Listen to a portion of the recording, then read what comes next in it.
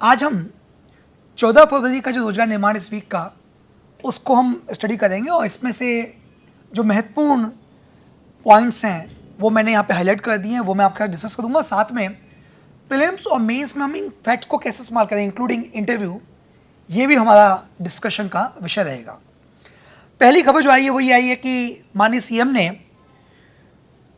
ग्रामीण आजीविका मिशन के तहत जो ऋण वितरण की है उस दौरान संबोधित करते हुए कई ऐसी बातें बोली जो बहुत महत्वपूर्ण थी। उन्होंने economic empowerment and social empowerment of females का यहाँ पे चर्चा करा और ये कहा कि हम चाहते हैं कि रूरल लेवल तक महिलाओं का एम्पावरमेंट हो।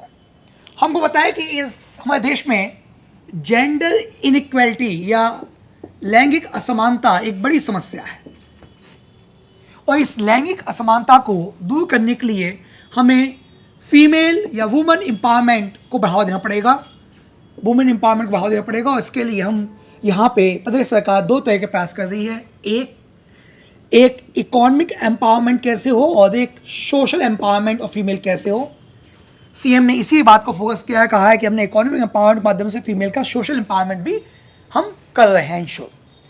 जैसा कि आप स्क्रीन पे देखेंगे न्यूज़पेपर में, प्रधानमंत्री मातृ वंदना योजना की तारीफ की गई है और कहा गया है कि महिलाओं के जन्म से लेकर जीवन पर्यंत उनके के लिए विभिन्न योजनाएं हमारे प्रदेश में चलाई जा रही हैं। मातृ वंदना योजना बहुत महत्वपूर्ण है। इसमें ऐसी महिलाएं जो असंगठित क्षेत्र में काम कर रही हैं, ठीक, और जब वो गर्भवती होती है तो उसके कारण उनकी जो मजदूरी है आदि की समस्या आती है, उसको दूर करने के लिए ये योजना चलाई गई। तो माननीय सीएम ने इसी योजना का जिक्र किया है। इस योजना में जननी सुरक्षा योजना को जोड़ दिया गया है और टोटल 6,000 रुपये की राशि दी जाती है। जननी सुरक्षा योजना मतलब इसका जो है वो ये कि यदि फीमेल अपने बच्चे का जो बर्थ करती है, वो इंस्टीट्यूशनल डिलीवरी करती है तो उसको 1,000 रुपये राशि अलग से मिलती है। तो ये चर्चा में बहुत है। मातृ वंदना योजना लगातार इसमें चेंज करने के लिए न्यूज़पेपर में आ रहा है, तो ये मैंने यहाँ भी आपको बता दिया। साथ में इसमें टोटल 6,000 रुपये की राशि दी जाती है इंस्टॉलमेंट्स में विथ कंडीशंस, ठीक, माता के गर्भवती होने से बच्चे के जन्म तक को लेकर। इसके अलावा माननीय सीएम ने ये कहा कि संबल योजना हमारे चल रही है, ठीक, लाडली लक्ष्मी योजना हमारे चल रही है, बेटी स्कूल जाए उसके लिए निःशुल्क पुस्तकें और स्कूल यूनिफॉर्म इसके लिए योजना चल रही है, गाँव की बेटी योजना चल रही है हमारे यहाँ, फिर प्रतिभा किरण योजना, मुख्यमंत्री कन्या विवाह योजना। ये सारी ऐसी योजनाएं हैं जो प्रदेश में फीमेल वेलफेयर के लिए, फीमेल महिला उत्थान के लिए शासन के द्वारा चलाई जा रही हैं। ये बहुत महत्वपूर्ण है। अभी हमने हाल ही में इंटरव्यू बच्चों से पूछा कि भाई कौन कौन स्कीम चल रही है, तो उनको आइडिया नहीं है। तो आपको आइडिया होना चाहिए, स्पेशली यदि फीमेल कैंडिडेट्स आप हैं और इंटरव्यू देने आ रहे हैं तो प्रदेश सरकार के द्वारा जो योजना चल रही हैं वो आपको बताना चाहिए। एक और फिगर जो महत्वपूर्ण है पीएससी प्री के लिए कि मुख्यमंत्री कन्या विवाह योजना की व्यवस्था की गई है। मुख्यमंत्री ने कहा कि प्रदेश में अब तक 40 लाख से अधिक बेटियां लाडली लक्ष्मी बनी हैं। तो क्या होती है लाडली लक्ष्मी, मैं अभी यहाँ डिस्कस नहीं करूँगा, लेकिन आप हमारे चैनल पर जाएंगे तो मैंने पहले एक पोस्ट बना के डाला था कई सारी योजनाओं का। प्रतिभा किरण योजना भी थी, लाडली लक्ष्मी योजना भी थी और लाडली लक्ष्मी 2.0 एक नई योजना आ गई। इसमें कुछ नई चीज़ जोड़ दी गई जो लाडली लक्ष्मी 1 में मिसिंग थी। ये मैं हिंट दे रहा हूँ, मैं चर्चा नहीं करूँगा क्योंकि ये ऑलरेडी हमने आपको जो वीडियो पे मैं पोस्ट कर चुका हूँ चैनल पे, तो वहाँ पे इसको देखिएगा। फिर सीएम ने यह कहा कि महिलाओं के लिए आर्थिक सशक्तिकरण, इकोनॉमिक एम्पावरमेंट बहुत नेसेसरी है। आर्थिक सशक्तिकरण, आत्मसम्मान, आत्मविश्वास की जरूरी है, ठीक। इसके अलावा सीएम ने यह कहा कि आर्थिक के साथ साथ सामाजिक सोशल एम्पावरमेंट भी फीमेल्स का बहुत जरूरी है और उन्होंने कहा कि हम महिलाओं को सक्रिय भूमिकाओं चाहते हैं ताकि समाज के सुधार में महिलाओं की एक महत्वपूर्ण भूमिका हो, जैसे नशा मुक्ति, बाल विवाह को रोकना, स्वच्छता, पोषण, पर्यावरण संरक्षण। इन विषय में भी महिलाओं का दखल या महिलाओं की सक्रियता सामाजिक बदलाव को सकारात्मक लाने में महत्वपूर्ण है। तो ये पूरी जो डिस्कशन में किया, इसको आप यूज़ करते हैं फीमेल एम्पावरमेंट के जुड़े हुए किसी विषय में, मेंस या प्री के पॉइंट ऑफ व्यू से और साथ में इंटरव्यू में भी। अब हम आते हैं, इसी जुड़ी एक योजना है आजीविका मिशन के तहत। एक लाभार्थी हैं, नाम है इनका भोपाल ज़िले की रहने वाली हैं और ये जो महिला हैं, ये जो है रीना अहिरवार, इनको एलईडी दीदी कहा गया है। इन्होंने राष्ट्रीय ग्रामीण आजीविका मिशन में एलईडी बल्ब का ट्रेनिंग लेकर बल्ब बनाने का काम शुरू किया और इससे कई फायदे हुए। एक को तो इनका खुद का एम्प्लॉयमेंट आया और साथ में एलईडी से बिजली के बिल में काफ़ी बचत हुई और पर्यावरण को भी काफ़ी लाभ हुआ। तो ये कुछ फिल्म्स के पॉइंट ऑफ पूछ सकते हैं कि एलईडी दीदी वगैरह कुछ आइडिया होना चाहिए।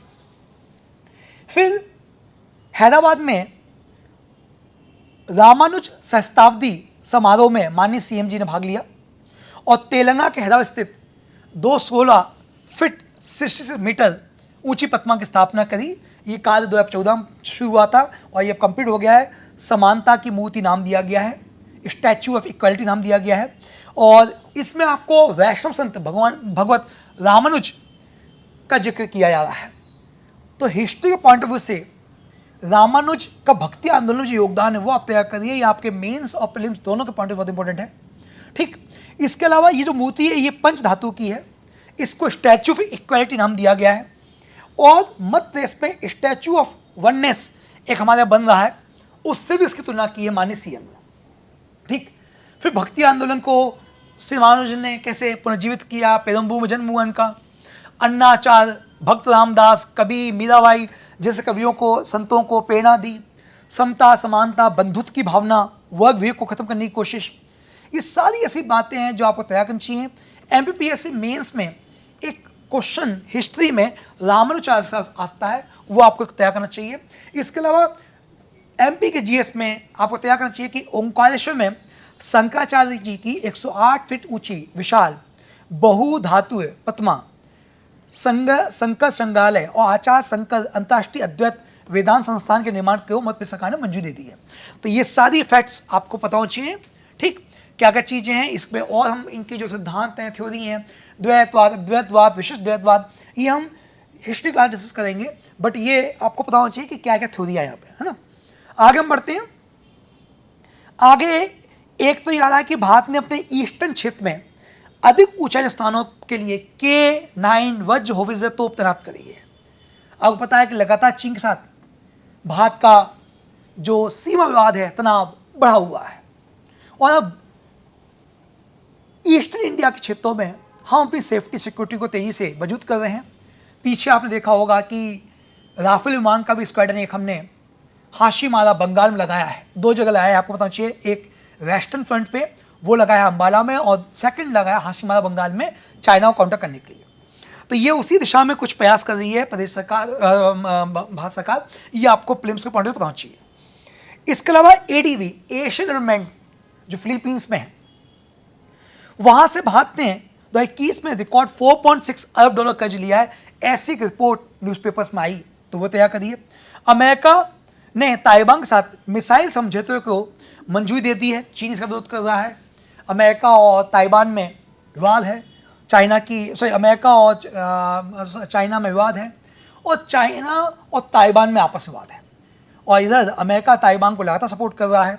हमको पता है कि चाइना की जो वन चाइना पॉलिसी है ये उसके अगेंस्ट है और इसीलिए वो अमेरिका और ताइवान के इस समझौते को अपने मामलों में दखल मान रहा है। तो ये एक न्यूज़ आपको पता होना चाहिए, क्या क्या इसमें पॉइंट्स महत्वपूर्ण हैं।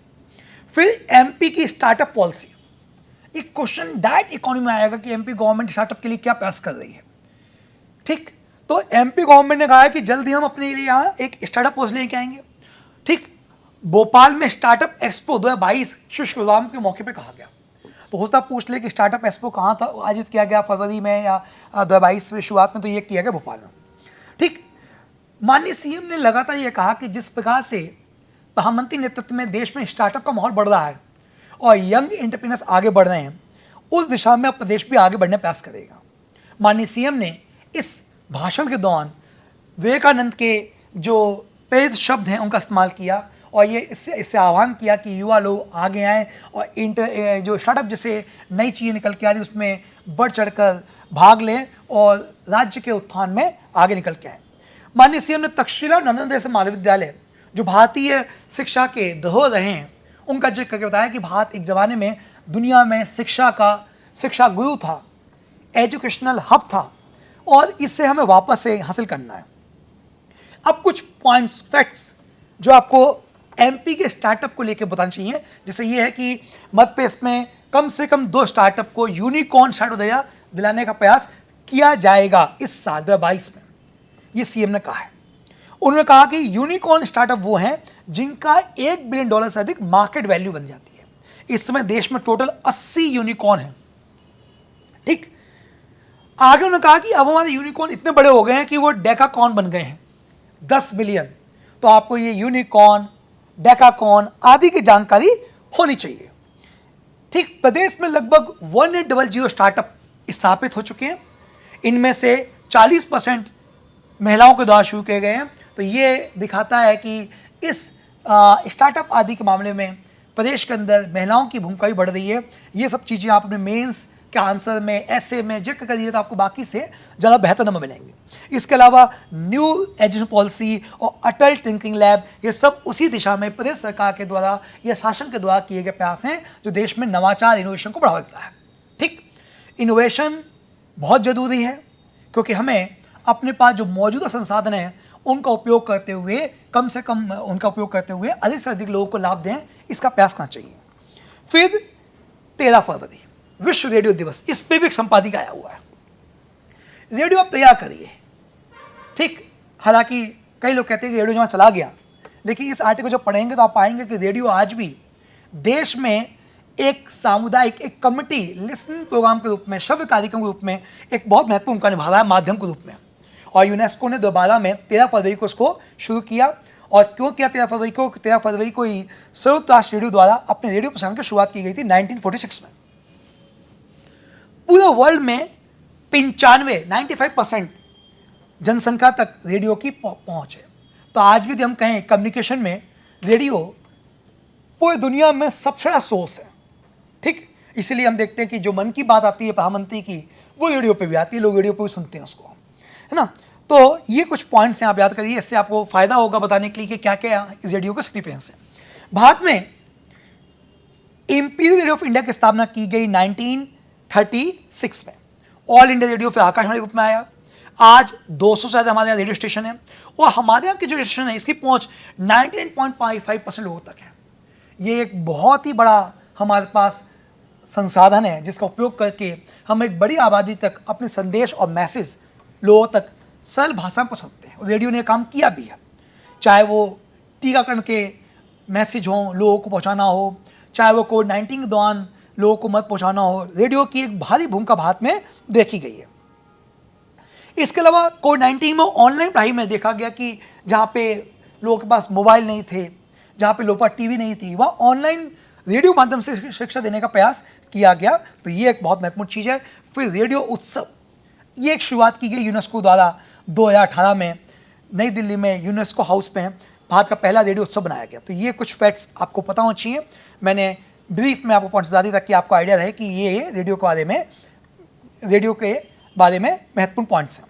अब हम आते हैं रोजगार निर्माण जो इस वीक का है, इसमें और भी जो अन्य न्यूज़ हैं वो देखते हैं। जैसे एक न्यूज़ जो आ रही है वो आ रही है स्किल सेल कंट्रोल को लेकर, बहुत इंपॉर्टेंट है प्रीलिम्स और मेंस के लिए।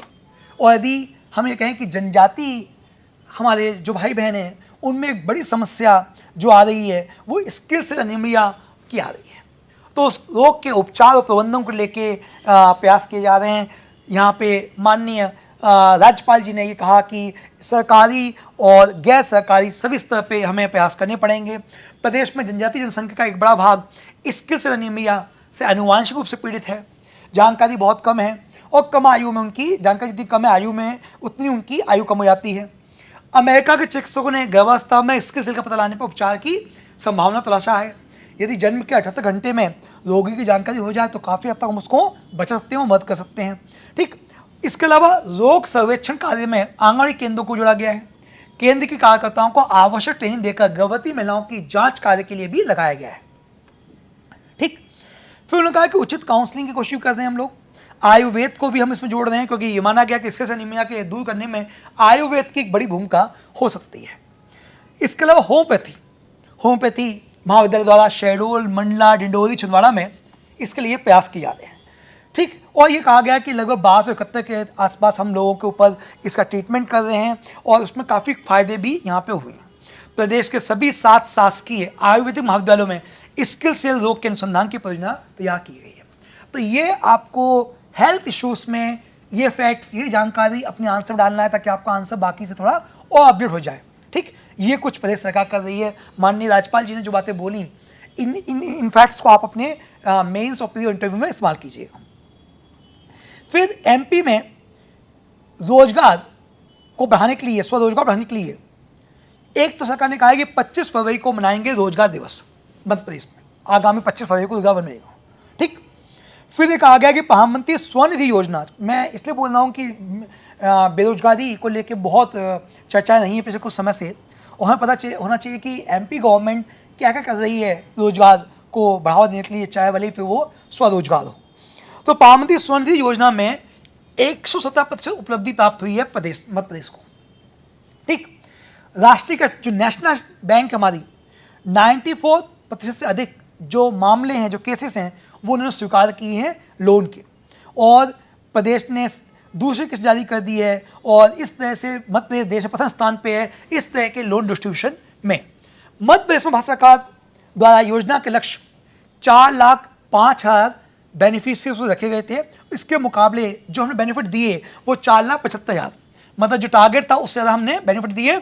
और ये जो है ये दिखाता है कि मध्य प्रदेश क्रियान्वयन में स्वनिधि योजना आदि के में बहुत तेजी से काम कर रहा है। ठीक।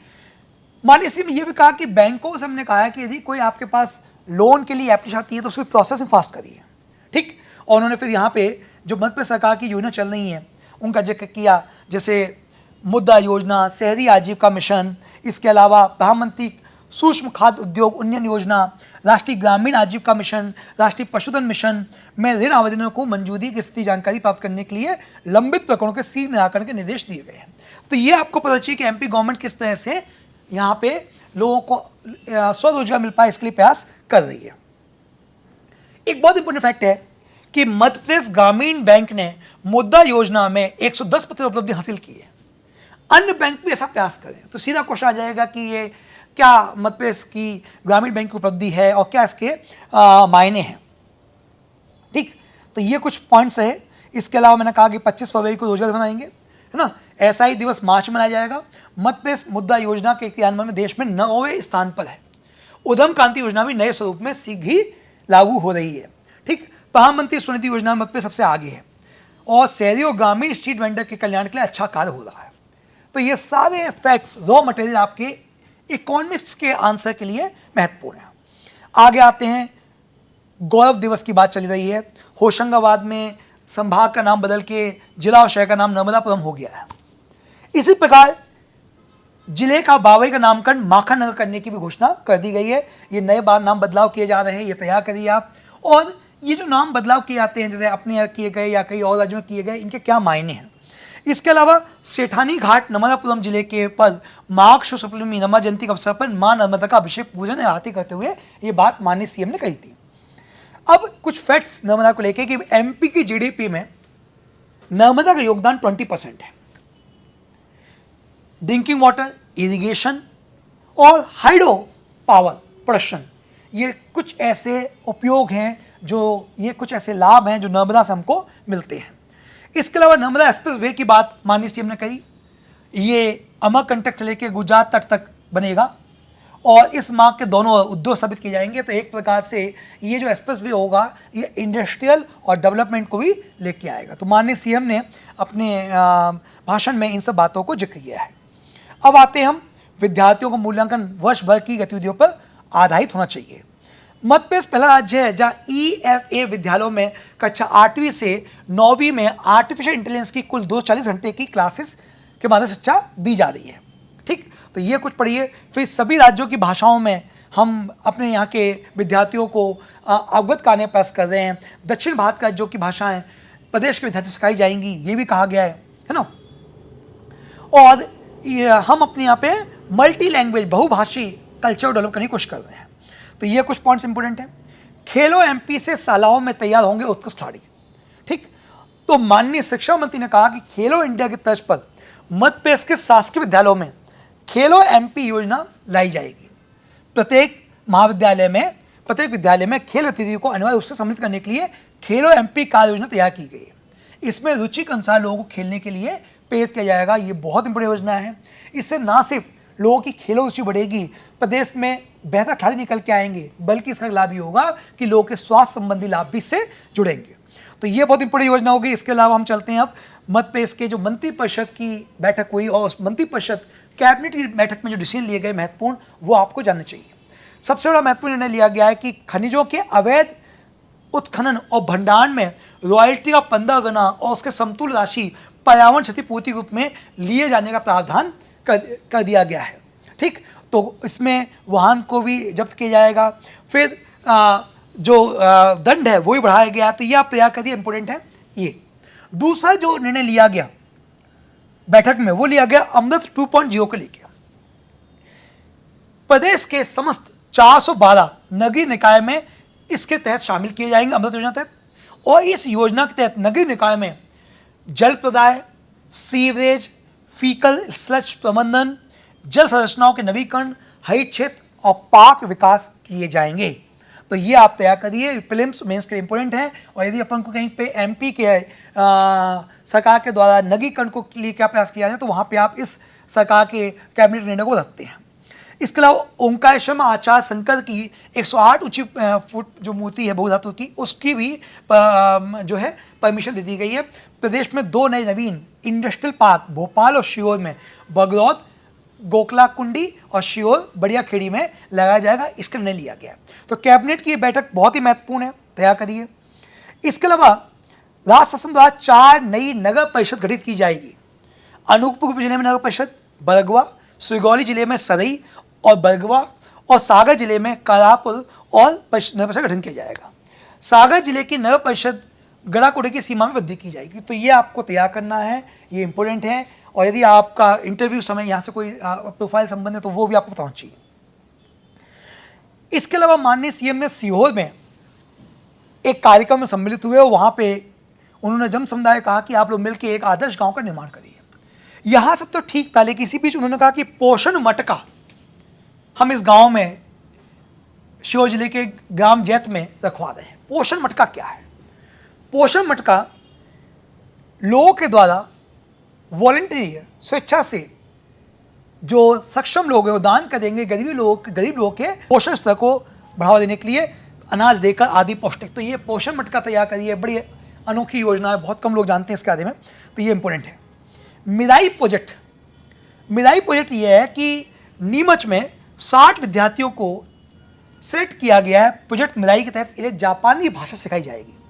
ठीक, और ये जो ट्रेनिंग दी जाएगी इन्फोसिस की मदद से दी जाएगी ऑनलाइन। इसके बाद ये बच्चे चाहें तो कोर्स के बाद विद्यार्थी ग्रेजुएशन के लिए जा सकते हैं जापान, इनको मौका मिलेगा। ठीक, और ये जो कार्यक्रम है, ये प्रोजेक्ट मिराई जो है, ये इन्फोसिस स्प्रिंग बोर्ड एंड निर्माण संगठन के सहयोग से जावद क्षेत्र में पायलट प्रोजेक्ट के रूप में शुरू की गई है। इसका उद्देश्य नीमच जिले के छात्रों को जापानी भाषा में ट्रेनिंग देना है और उनको इंडो जापान उद्यमियों को पोषण करना के लिए प्रोत्साहित करना है। तो ये अच्छा योजना है मिराई प्रोजेक्ट। ठीक, फिर कुछ पर्सनैलिटी चर्चा में रही। डॉक्टर वी अनंत नागेश्वरम जो नए हमारे इकोनॉमी एडवाइजर बन गए हैं। फिर आईआईटी गुवाहाटी ने डार्क मैटर की खोज करी है, ये हम साइंस में क्लास पढ़ेंगे। सऊदी अरब अपने राष्ट्रगान और राष्ट्रध्वज को बदलेगा, इस तरह की खबर आ रही है, तो ये आपको पता होना चाहिए। इसके अलावा यूनेस्को की नई प्रमुख बन गई अमेरिका की कैथरीन रसेल।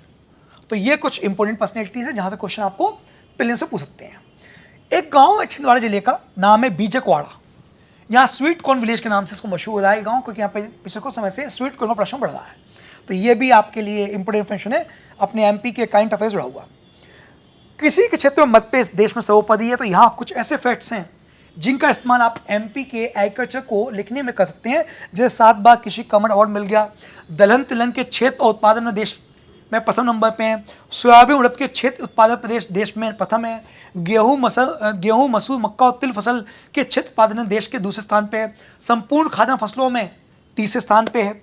अब इन्होंने कहा कि हमारे यहाँ 5 हमने कृषि को लाभदायक बनाने के लिए प्रयास किए हैं। 5 पॉइंट्स।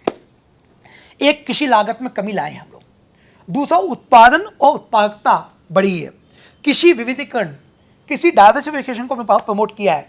उत्पाद का बेहतर मूल्य मिले, किसी क्षेत्र में आपदा प्रबंधन को लाए, ये हमने इंश्योर किया है। ठीक, और क्षेत्रफल हमारा बढ़ गया है, लगभग 2020-21 में 6 करोड़ 9 टन उत्पादन बढ़ गया हमारा, कृषि उत्पादन ये बढ़ गया है ना।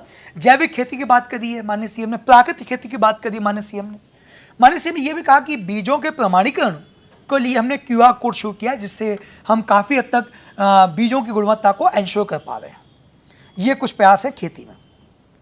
सुभाष चंद्र बोस आपदा प्रबंधन पुरस्कार ये शुरू किया गया 2019 में, और ये पुरस्कार व्यक्ति को मिलता है, संस्था को मिलता है। 23 जनवरी को सुभाष चंद्र बोस की जयंती थी और उसको हम पराक्रम दिवस को बनाते हैं, और ये पराक्रम दिवस को मनाने के दौरान ही इसको ये अवार्ड दिया गया।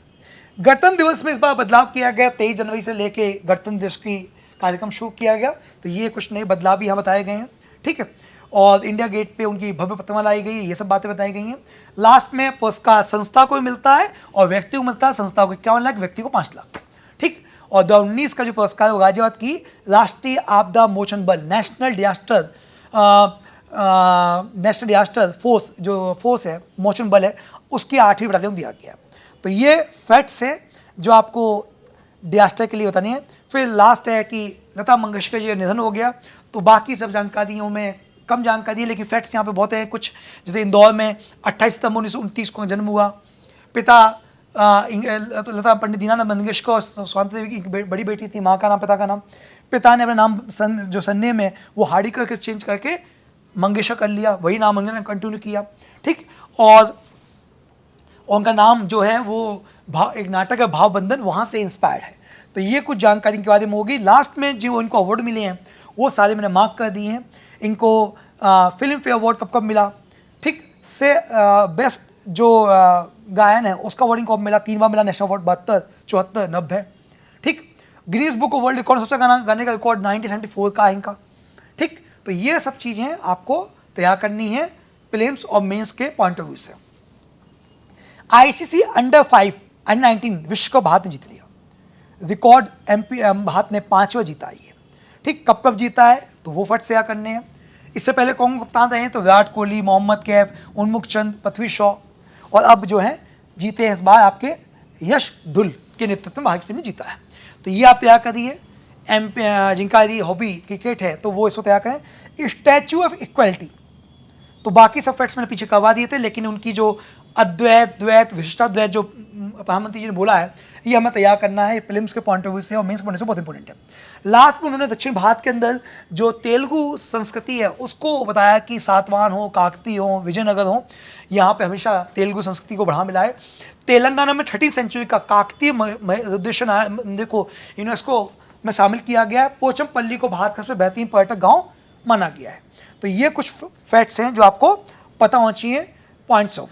इसके अलावा एक रिपोर्ट आई है कि साइबर हमलों के जरिए उत्तर कोरिया ने काफ़ी देशों को नुकसान पहुंचाया, और एक द्वीप है, ये द्वीप पड़ता है आपका पैसिफिक, ये पड़ता है अटलांटिक ओशन में, और दक्षिण अटलांटिक पड़ता है। यहाँ पे जो फैक्ट्स है वो ये है कि इस द्वीप को फॉकलैंड द्वीप बोलते हैं। इस पे ब्रिटेन का कब्जा है, बगल में अर्जेंटीना है, तो अर्जेंटीना बोलता है कि मेरा द्वीप है। विवाद है ब्रिटेन और अर्जेंटीना के बीच में। हाल ही में चीन ने ब्रिटेन के अगेंस्ट जाके इस द्वीप पर जो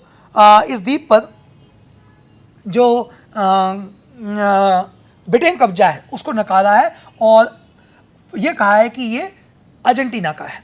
अर्जेंटीना इस द्वीप को मालविनास द्वीप कहता है, और इसको लेकर इनकी लड़ाई भी हो चुकी है। 1833 में इसको कब्जा कर लिया गया था, और 1982 में वाकई फॉकलैंड वॉर हुआ था जिसमें अर्जेंटीना हार गया था। तो दोनों इस पर दावा कर रहे हैं। ज्योग्राफी में ये बहुत महत्वपूर्ण होता है, यहाँ से डायरेक्ट क्वेश्चन आपको प्रीलिम्स के एग्जाम में मिल जाए। तो आज का जो रोजगार निर्माण, इस वीक का जो रोजगार निर्माण था 7th एडिशन इस साल का 2022 का, उसके तमाम जो पॉइंट्स प्रीलिम्स और मेंस के पॉइंट ऑफ व्यू से हैं वो मैंने चर्चा की हैं, और आप इसको अपने फैक्ट्स को इस्तेमाल कीजिए मेंस और प्री दोनों एग्जाम इंटरव्यू में एग्जाम में। धन्यवाद।